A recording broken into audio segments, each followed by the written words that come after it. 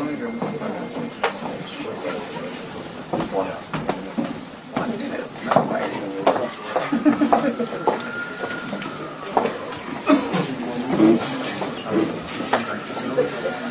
Maureen Bannon, Captain Maureen Bannon. I'm Steve Bannon's daughter and CEO of War Room. My father will give some brief remarks, followed by Q&A.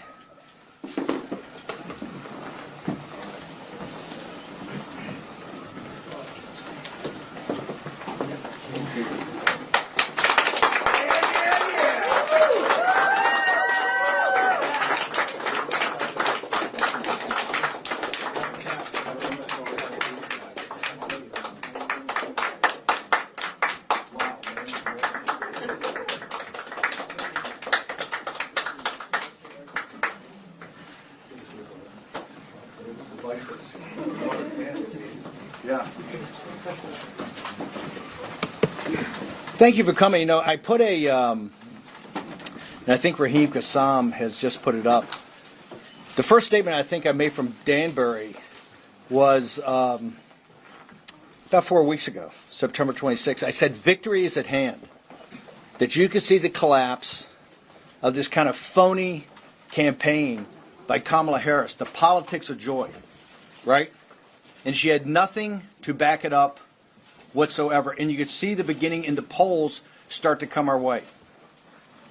I'm very proud that the War Room has had President Trump's back, and particularly has been the platform for the grassroots movement to have their voice heard. And I said at that time that with the hard work of the Get Out the Vote effort and the election integrity effort, that we were on the cusp of having an incredible victory that could actually be a potential landslide. Now we come to today, and I'm finally out of being a political prisoner by the Merrick Garland, Kamala Harris, Nancy Pelosi regime. Okay, for standing up for my political beliefs against an illegitimate committee in the House that did not have a ranking member and did not have minority counsel. I went to a federal prison for 4 months. Now, Nancy Pelosi and Kamala Harris and Merrick Garland thought they were going to do two things. Number one, they were going to shut down the War Room and not have that as a voice for the grassroots movement of MAGA in this country. And number two, break me. Well, I think you can see today I'm far from broken. I've been empowered by my 4 months at Danbury Federal Prison. Why was I empowered? Because I was able to listen, to observe, and to learn from working class minorities, young African American men and Hispanic men, and yes, Puerto Rican men, about what their lives are and what the queen of mass incarcerations, which is what they believe that Kamala Harris is. She refuses, and she has refused as Bordazar, to commence any mass deportations of illegal alien or illegal migrant criminals in this country. And today, President Trump with the angel moms actually had to say, we need to set up a form of restitution to reimburse these folks. Kamala Harris, Vice President Harris, as the Bordazar, has refused to do that and continue on the mass incarcerations. Now, President Trump, and quite frankly, with the visionary leadership at the time of Jared Kushner, President Trump came up with the most significant prison reform bill ever created, the First Step Act. And today, 6 years after, and 4 years into the Biden regime, of which Biden in 2020 promised and committed to dramatically decrease the number of incarcerations in federal prisons, and nothing has been done. Nothing has been done. You know, this is criminal negligence by the highest, at the highest levels of BOP, Bureau of Prisons, and the Justice Department.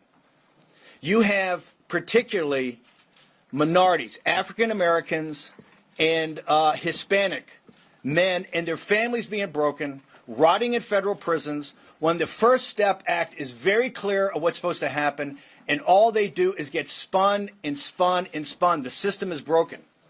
Bureau of Prisons is broken. This is not about Danbury and not about the individual. I have many good individuals working at Danbury Federal Prison. The system of the BOP, the system of the Justice Department is broken.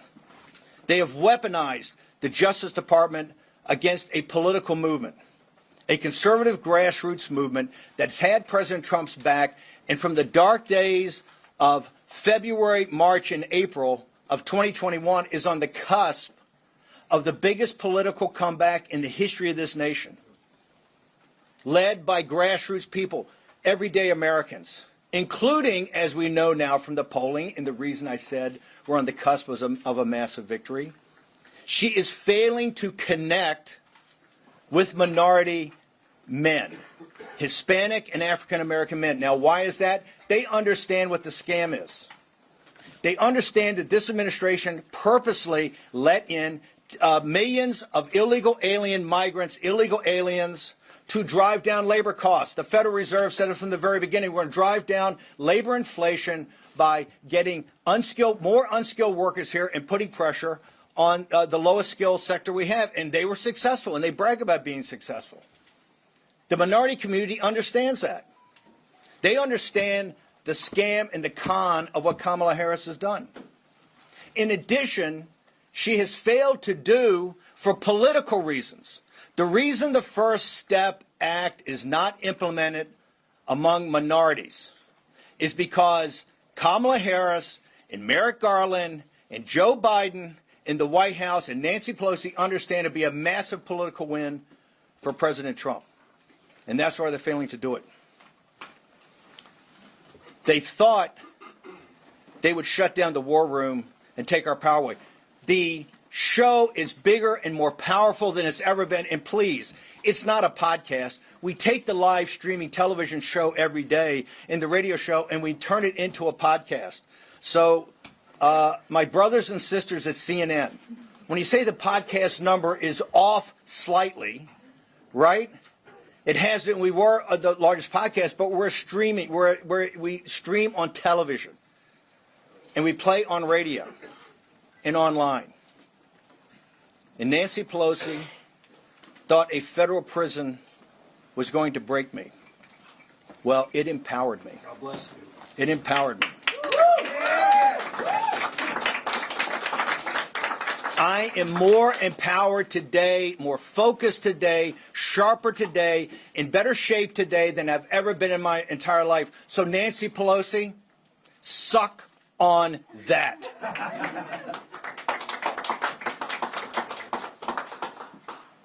The desperation of Kamala Harris and her campaign is obvious. They went from the politics of joy, and we were the first ones to call it, to darkness and night falls on America, and they pivoted hard. You know why? Her incoherent explanation for what the politics of joy is befuddled everybody.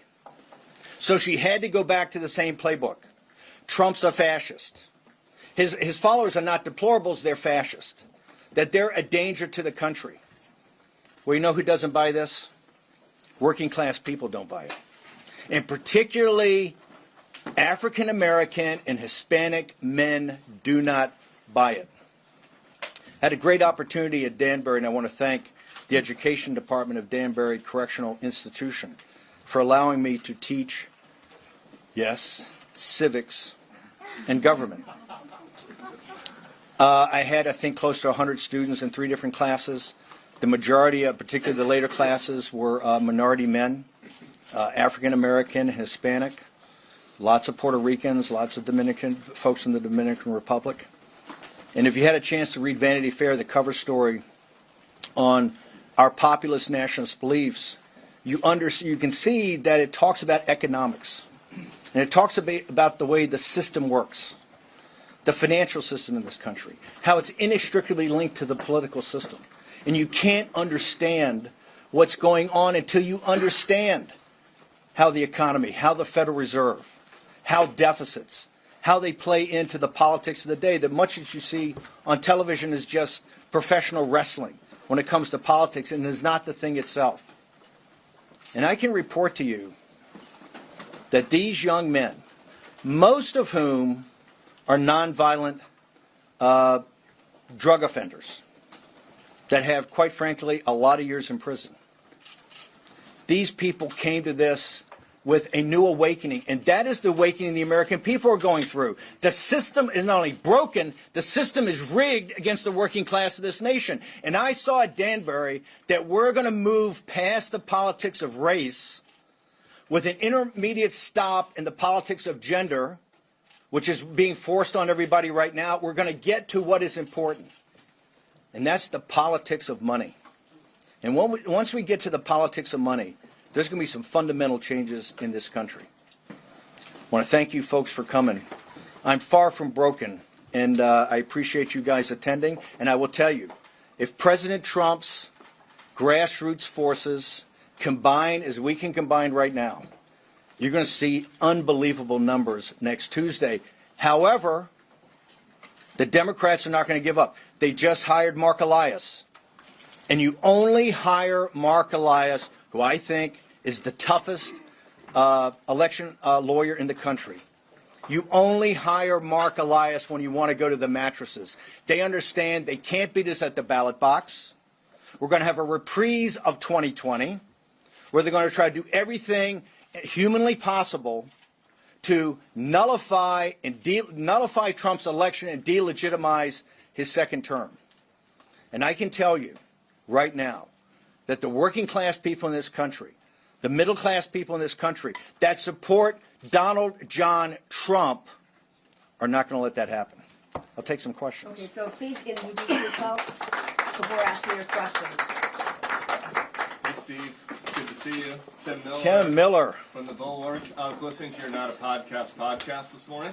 Do you have the pukas on today, or we have the pearls? I'm clear. No pukas or pearls? No pukas no or pearls? No pearls or pukas today. Sorry. This is Tim Miller, one of my favorite guys from MSNBC in the Bulwark. Used to be the spokesman for the Republic. When I met Tim as a younger man, he was the spokesman for the RNC, the old RNC, the establishment RNC.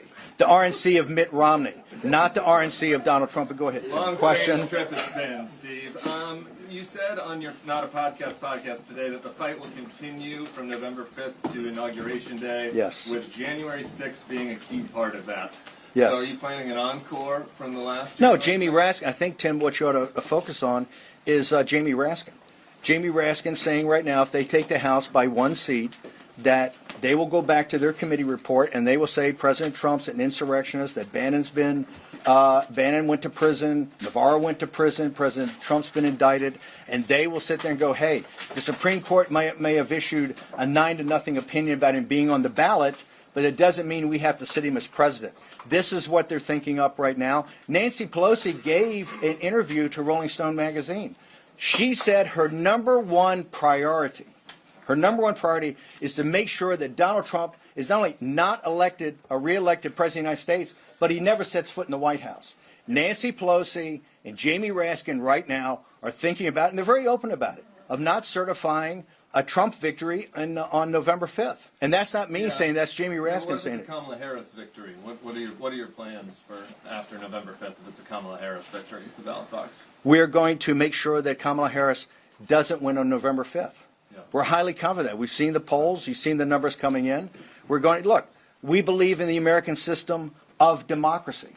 We believe that, and the reason we like democracy, we're winning, right? And we're going to win on November 5th. So I do just wonder then if you you do agree with me on Jamie Raskin, that Jamie Raskin's already said they're not going to certify President Trump? I don't agree with that. I do wonder, though, you were teaching civics. You're out of prison. I wonder if you're reformed, looking back on the last January 6th and the fact that you incited a mob that ended up hang on. If you look at what we said, is that as the states requested, 7 states requested, never got to. A full review. This is because Vice President Pence didn't handle it correctly. This caused Vice President Pence to not handle it correctly. No, absolutely no change. For the simple reason is that we should have had a review as requested by the states for all 7 states at that time. Okay. Tim, thank you very much. Just one question at a time. Okay. But Tim, if you want to continue to make speeches, it's good television. Called you since you got out of prison? I got one more. I don't want to talk about personal conversations, but we've had a chat. You have talked with former President Trump this morning. We've had a chat.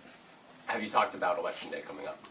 I don't want to discuss what we're talking about, but he's, by the way, he watches the show. He saw the show this morning. The show this morning didn't talk about my time in prison. What it talked about was two things. Number one, a massive grassroots effort that's underway that has to culminate on November 5th, particularly in places like Pennsylvania.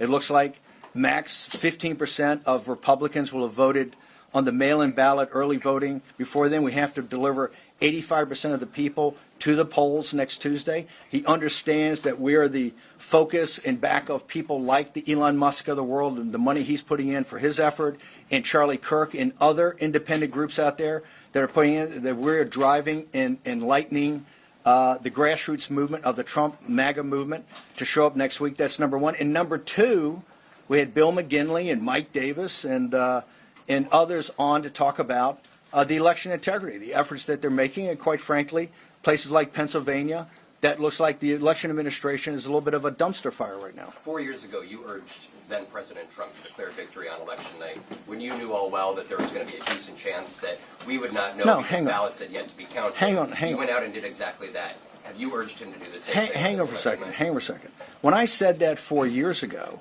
it was, why did I say that? Why did I say that? Because a guy named Mark Elias came up with a report that two individuals, Bill McGinley and Raheem Kassam, helped deconstruct in July of 2020, and he walked through how the Democrat Party was going to steal the election with illegitimate mail-in ballots. He said illegitimate ballots. They were mail ballots that American voters cast. I totally. By the way, we can argue. We can adjudicate that. Hang on. We can argue that. We can argue that President Trump came up at 2:30 in the morning and talked. He should have done it at 11 o'clock at night in 2020. Okay? I am urging President Trump, if the votes come in like it looks like they're going to come in, he should step up and inform the American citizens of exactly what's going on and not keep people in the dark like was done in 2020. So President Trump should step up and walk people through state by state of where these leads are and how these leads came about. We're not prepared. We're not prepared to have in the dark of night all the problems that happened last time. Okay, the 2020 election was stolen. Okay, I will never back off that. And we know that you wanted him to stay on as president. We know that you wanted the election. I didn't want that. What I wanted was I wanted the will of the American people at the ballot box to be effectuated. I want the will of the American people at the ballot box to be effectuated. That's what I wanted. Steve, yes, Robbie Road Steamer here. I'm wondering when's the next insurrection, and can we storm the Burger King after this? Like, can we do that? I mean, doesn't he look great now? We were in Danbury the first month together. He looks great. You don't remember me? We were lifting weights and stuff in the weight room. When's the next insurrection? How are we going to do this and stuff, man? You know what? If I'm leaving, I'm having a good time. He looks like Yoda with AIDS right now. Robbie Road, Stephen. No political violence, people. This place smells like mothballs. Yes, sir. In 2023, you called Elon Musk a running dog for the greatest enemy in China that America's ever had. You called him a war profiteer who's sleeping with the enemy and a globalist who would take a check from Adolf Hitler himself. I want to know whether you stand by all of that today. Elon Musk, as you know, Tulsi Gabbard was a Democrat. Robert F. Kennedy Jr. was a Democrat. Elon Musk was a very progressive Democrat. They've all become awakened by the MAGA movement. Today, I think he's one of the strongest supporters of the MAGA movement. He's gone through a awakening that I think very few have come. I totally disagree with many of his positions, particularly about the Chinese Communist Party and others. But as an American, he has done, I think, something very smart, and that is put money in back of grassroots organizations and people to do something simple. And that's to get out the vote here in the 2024 election. So you don't mind someone who would take a check from Adolf Hitler as long as it's Donald Trump? No, what I said is he's gone through a great awakening, right? And I think if you talk to him, he has gone through a great awakening. And I think part of that awakening is understand the power of the MAGA movement and the power of grassroots America. Thanks. Yes, sir. Please identify Yeah. yourself when you ask the Sure, question. Steve Patriola with Politico. I'm not sure if you saw, but the mayor got indicted while you were away, and there have been members of his legal team who say that his best bet is for a Trump presidency to succeed, and then Trump to pardon the mayor. So I'll repeat the question so people can hear it. So this is a question about Eric Adams and about he thinks about Trump's. I have no earthly idea about Eric. Idea? Well, not about. I know see what Eric Adams has been charged with, but I don't think. I think it's. I think it's. Amenable to helping Eric Adams? I have no earthly idea about that, and all I know is President Trump thinks that New York City, this metropolitan area, is in deep trouble. Right, rising crime. The streets are filthy. I think President Trump has not been a supporter of things doing with Eric Adams, Mayor Adams' administration. So I don't know. You should ask President Trump that. Steve, Yes, Andrew sir. Rice from New York Magazine. What are you going to do over the next? You've got 6 days. You're out now. You've got 6 days between now and the election, and then maybe some period afterwards in which this will be still at stake. What are you going to be doing during those days besides the war room? Well, there's a lot of different options. I'm of a strong belief right now. This is New York Magazine asking what myself and War Room is going to do. Obviously, with 7 days or 6 days left, you have to have a convergence of the get out the vote effort. I am not a huge believer in our ability to actually participate in rallies or do rallies, because right now I think President Trump does that great, and he has people along that are going to do rallies in the different states. Our focus is one thing, to make sure that we get as many American citizens either early voting while they can or to the polls next Tuesday. And so our efforts are how to scale that effort like we did today on the show and other efforts behind the scenes. So our thing is to make sure that we're there to scale the vote of get at the vote operations, and also on the election integrity. Today we had Bill McGinley, one of the senior lawyers on there, and he's still calling for volunteers. I think there's been 200,000 election integrity volunteers. We need to get people in the counting rooms. We need to get people around the tables to do ballot curing. Okay, so there's still need for that, so we're going to call for that. So our efforts are on the election integrity efforts to where we can be supportive and then get out the vote. Yes, sir. Peter Harrell on the CNBC News. If the election is declared in favor of Vice President Kamala Harris, what exactly do you believe former President Donald Trump should do in the following 2 months? Will you unequivocally condemn political violence? Wait, hang on. Who believes in political violence? That's a loaded question. Of course people don't believe in political violence. I was just a political prisoner of a regime that put somebody in prison for what has been a civil charge throughout the history of the country. I think, I've been told I'm the only misdemeanor that's ever been at Danbury Prison. I think I'm the only misdemeanor. They told me when I was on trial in federal court in D.C. that I'm the first misdemeanor at a federal level. You know, CNN reported that wrong the other day. I'm not guilty of a felony. That was a misdemeanor. So, listen, we have to go through this election. And whoever wins the election wins the election. Okay? I think we can show we're pretty powerful in opposition. Right? So if whoever wins, wins. But I can tell you right now, it's not Trump that's hiring Mark Elias.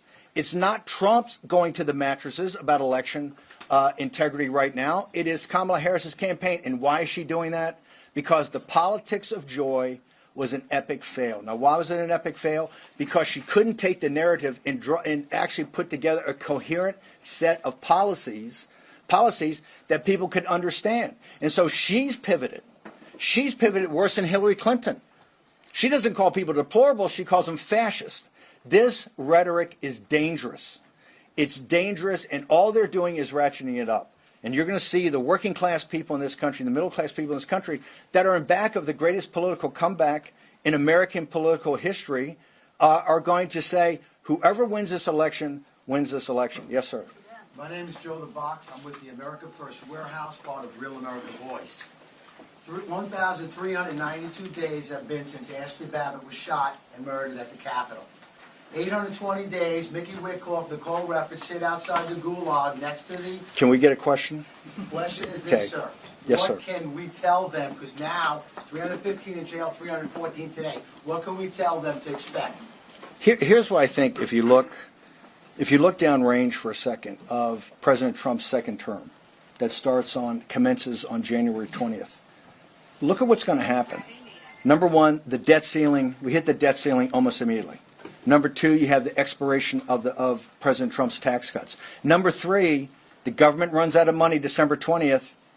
It looks like it's not going to be an omnibus. President Trump has to deal with a massive fiscal crisis, okay, economic and fiscal crisis. In addition, you need to start to do what Kamala Harris failed to do. That's the reason that African American men and Hispanic men are not voting for her and staying away, is that you have to begin the mass deportations of illegal alien criminals. That is in the first couple of weeks of his second term. There are many things that have to happen and many investigations that should take place under the proper structure, apparatuses, and to be adjudicated. And that's going to take time. So I think it's not helpful to tell people this is all going to be done immediately. You have the House, you have the Judiciary Committee, you have the Inspector General's report that hasn't been released in the Attorney General's office. They also, I think, ought to have another J6 committee just like they had before, but this time the Democrats should have a ranking member and they should have minority counsel. So all documents go to the minority counsel, all witnesses go to the minority counsel, people are cross-examined, and we do it in the right way. But I don't think that that's going to happen right out of the box because we have such huge financial, well, the reality is we have huge financial and sovereignty issues about what's happened to the borders of this country and what's happening internally in this country. This is why Hispanics are almost at 50-50 with President Trump. This is why African American men and Hispanic men are not voting for the politics of joy. They see their lives right now are not about the politics of joy. They're about a brutal reality in this country. So I think we have to be very upfront with people of what's facing us and what President Trump and his administration are going to face. And to the degree that we get to those investigations, which we will, it has to be done over time, it has to be done properly, and it has to be done so that the American people see that this was not partisan, that this is not to send Peter Navarro to prison or not indict President Trump or former president 92 times, okay, or not to send a guy like Steve Bannon that disagrees with you politically to prison. It has to be done in the right way. Yes, ma'am. You call yourself a political prisoner. If so, why do you think that you were released then a week before the election? Also, we're in New York. Trump just had a rally at MSG. You said you spent time with Puerto Rican men while in prison. Do you think that those comments by the comedians that spoke before Trump, were they racist and should Trump condemn them? Can I take the first part of your question first, which is why was I released 7 days before? I think the math works out if you take 120 days from July 1st till today. That's what my sentence was. Remember, the Bureau of Prisons said last week, the Bureau of Prison admitted I was eligible for part of the First Step Act. I should have been out on September 19th, according to the law of the First Step Act. Now, I'm just there on a misdemeanor for 4 months. You have individuals that have been there that are rotting years after their release date, that today don't know the release date for their families. This is destroying families. The First Step Act is not an executive order. The First Step Act is not just some sort of concept. It is a law. And the Justice Department and the Bureau of Prisons are, by criminal negligence, not implementing that law. And they're not implementing that law for one reason. Because to implement it the way it's supposed to be implemented is a massive political victory for President Trump, who's the only individual in this country that stepped up and had true prison reform. And this is one of the reasons that African American families and Hispanic families think so highly of him. And this is one of the reasons that the queen of mass incarcerations, which is Kamala Harris, is not. Let's talk about the Puerto Rican situation. Why is President Trump, why is Florida no longer a battleground state? One of the reasons and significant reasons is the Puerto Rican support of President Trump and his policies. The Puerto Rican people in this country, American citizens, support President Trump and support his policies. Okay? So that some influencer or comedian says something, is it inappropriate? It's definitely inappropriate. Is that the policies of Donald Trump? Absolutely not. If you look at 218 and 219, why is he resonating with Hispanic families almost 50-50? Why with African American men? Because the economic policies of President Trump had blue-collar workers getting higher increases than white-collar workers, non-college graduates getting higher wage increases than college graduates in 218 and 219, with almost zero interest rates and almost zero inflation. Okay, that made more money in their pocket. They understand the economic times were better then. This is one of the reasons that the politics of joy didn't work. And when she pivoted to this dark night in America, it's not working either. They support President Trump, and he's going to get historic numbers. Now, what the comedian said, or the influencer said, is clearly inappropriate. Okay, but that's not President Trump's policies. President Trump is bringing working class people together. And I can tell you what I saw at Danbury. We're going to move past race.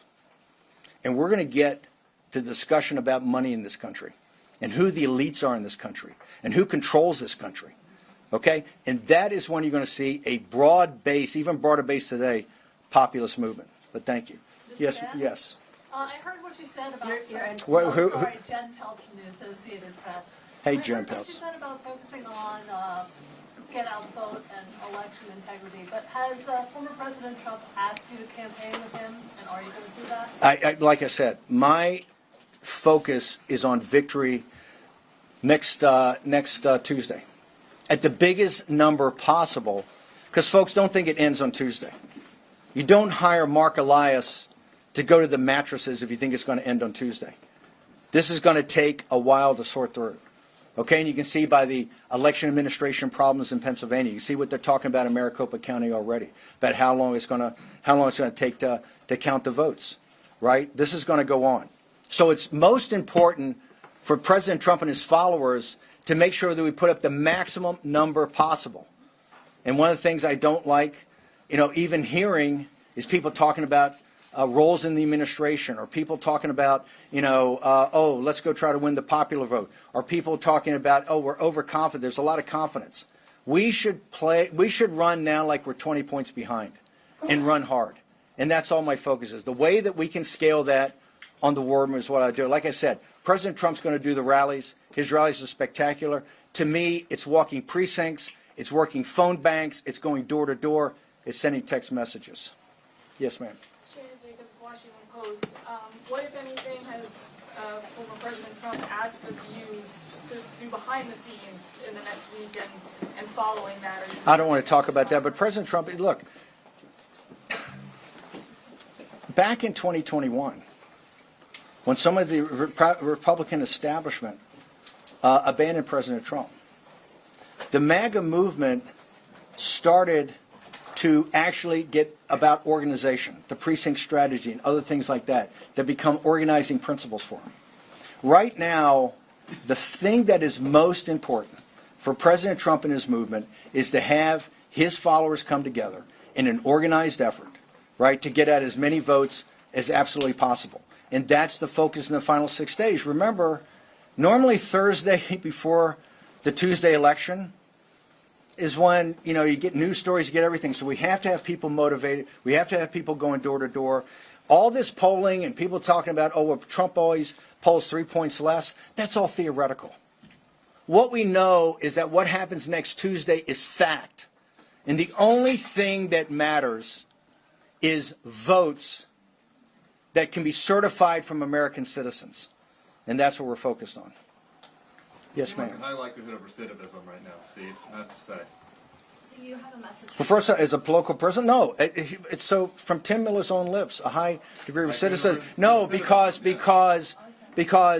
Kamala Harris, the Biden regime, Merrick Garland, Nancy Pelosi weaponized the justice system in this country against their political opponents. And so if that continues on, right, you may see that. If that continues on, but like I said, I am proud that I went as a political prisoner to Danbury Prison. I served my country on a Navy destroyer in my 20s, and I served my country in a federal prison in my 70s. If you're not prepared to be thrown in prison by this weaponized Justice Department, then you're not prepared to stand up and fight for your country. And I will never back down from that. But thank you, Tim. Yes, ma'am. Do you have a message for Europe? Wall Street Journal. A message for Europe is that President Trump's been a great friend of NATO to make sure the NATO alliance is actually funded by countries in Europe. I would say that the populist nationalist movement over there that's on the march, is on the rise, should look at what's happening in the United States of America, particularly against the elites in this country, and how with very little money, every day we're building. Like I said, we're going to move past race here. You're going to see historic numbers, I think, of African American and Hispanic men that do not vote for a Democratic candidate. So we can move past these things that have held us back in the past and get to the sunlit uplands of talking about power and control and money. Steve, I have a follow-up. Yes, ma'am. Mediaset, Italian television, largest broadcaster in Europe. Follow-up is, why is then Europe looking at these elections as if they were their own, and why are they so afraid of a Donald Trump win? I'm not sure Europeans are so afraid, but that European elites are so afraid. There's a big difference. There's a big difference. Number one, the European elites, the elites and the wealthy in Europe have not paid their fair share. Right? Listen, our defense budget's almost $1 trillion a year. A lot of that goes into NATO and supporting allies throughout the world. That we need our allies to pitch in, particularly the wealthy allies in Europe. Europe does not carry its weight on its defense. And if the Europeans are so concerned about Putin and KGB and the Russians, they're going to have to step up to the plate and be even a bigger part. And President Trump and Stoltenberg said this, there wouldn't be a NATO today if it was not for President Trump and what President Trump did in assisting NATO to actually start to pay more of its fair share. The European elites, of course they hate Trump because they understand President Trump is a populist nationalist. They understand about what he's talking about is trade. They understand what he's talking about tariffs. They understand he puts American citizens first and he puts American citizens' economic benefit first. So if I was an elite in Europe, yeah, I would be quite concerned about Donald Trump because, number one, it's going to inspire populist movements throughout Europe to actually get off the dime and start winning elections and winning them big. Yes, sir. Scott with CBS. Can you clarify what you're telling my colleague? What would you encourage Mr. Trump to say on election night before the states are all projected? When I say the states are all projected, it doesn't make this about the states projected. President Trump, to me, not declare a victory. Hang on, should go before the American people. Go before the American people, and I thought he should do it last year in 2020 at 11 o'clock at night, not at 2:30 in the morning, and explain to American people where the voting is, right? Where the voting is and what's to come, what is still outstanding.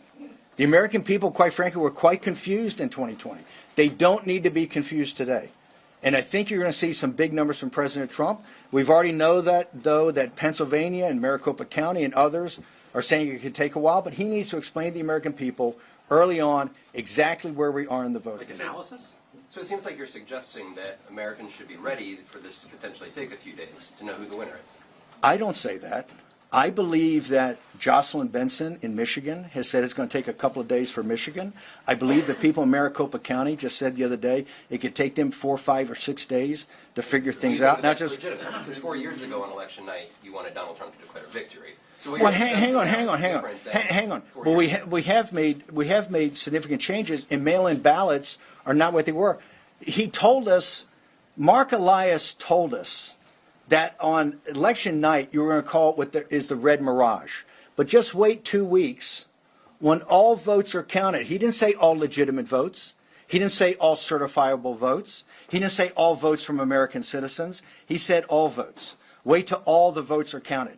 And you can only count certifiable chain of custody votes from American citizens. Okay, so we don't want to have a replay of 2020. Changes have been made. I don't think enough changes have been made, but it's election officials in Pennsylvania, it's election officials in Maricopa County, it's election officials in Michigan that are saying right now, and I think some of those election officials are Democrats, some are Republicans, that they don't think that this is going to be, that they don't think they're going to be able to give definitive numbers for a couple of days. But it doesn't mean President Trump can't go out there and explain to people exactly where this is, and I strongly advocate that he does. Yes, sir. More questions because it's to his show.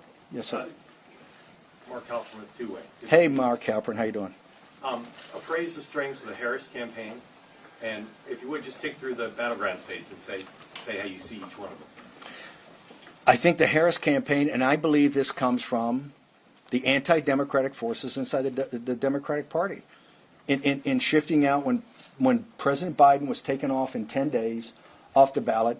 it seemed to me at the time that they should have some sort of mini primary so that people like Governor Pritzker and Whitmer and Newsom and Shapiro, whoever else, wanted to jump in here and actually make the case in some sort of period of time up until the convention, could actually go and make a case of what they stand for.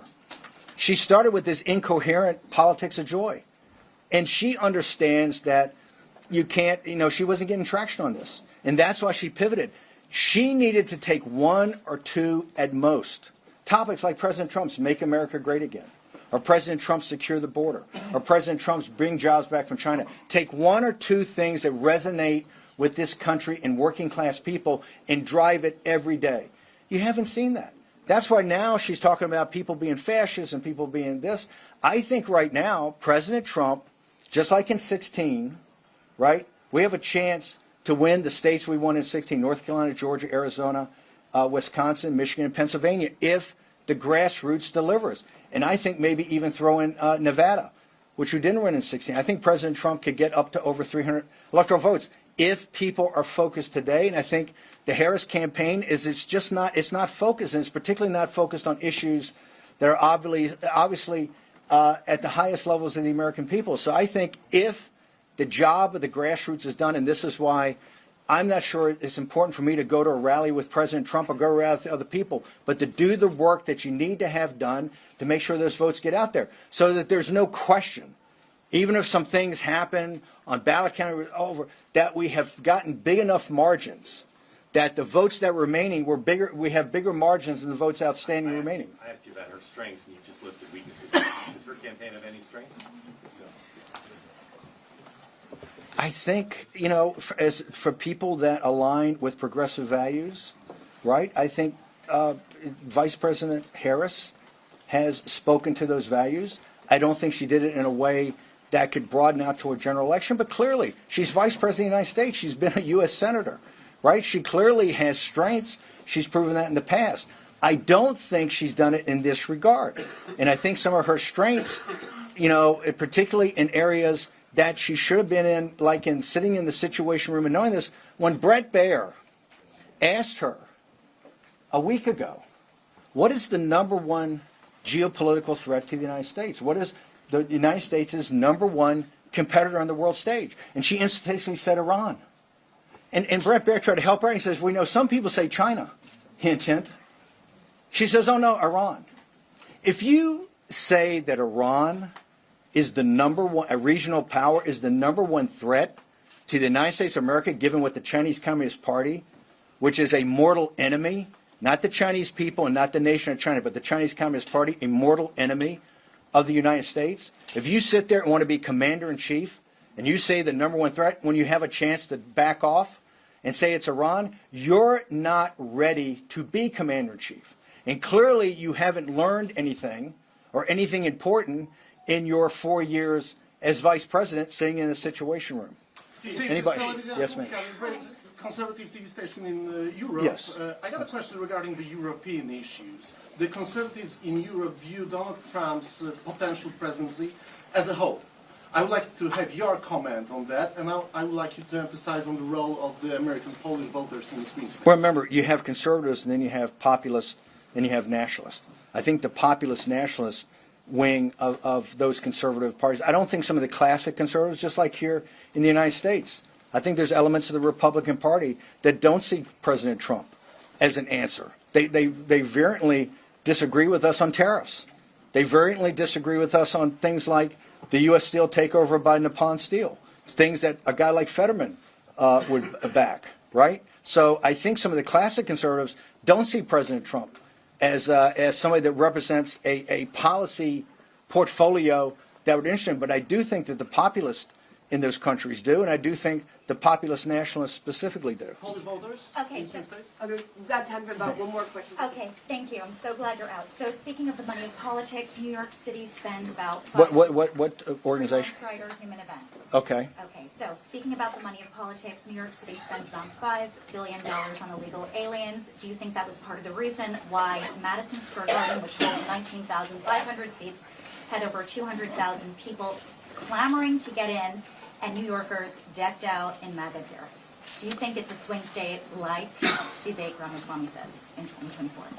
I think that you saw that when President Trump went to the Bronx, right? Remember, the elites in this country, the reason there are 10 or 15 million illegal alien migrants or illegal alien here in the United States, the Federal Reserve said this.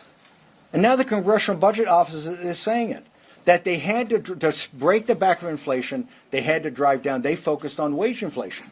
And where did they focus on wage inflation? They didn't focus on the investment bankers, and they didn't focus on the lawyers, and they didn't focus on the fat cats in Silicon Valley. They focused on unskilled labor here in the United States, and they were open about it.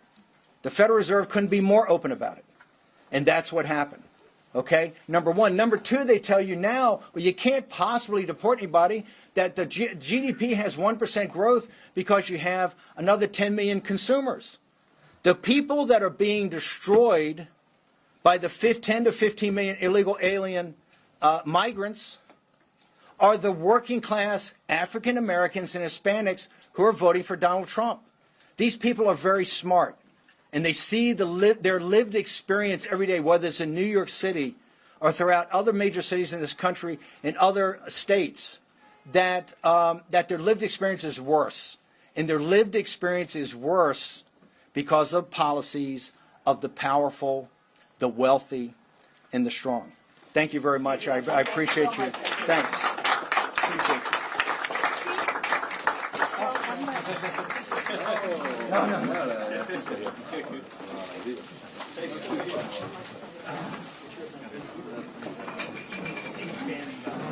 Thanks, everyone. If everybody could get moving ASAP, we need the room back to do the 5 o'clock show.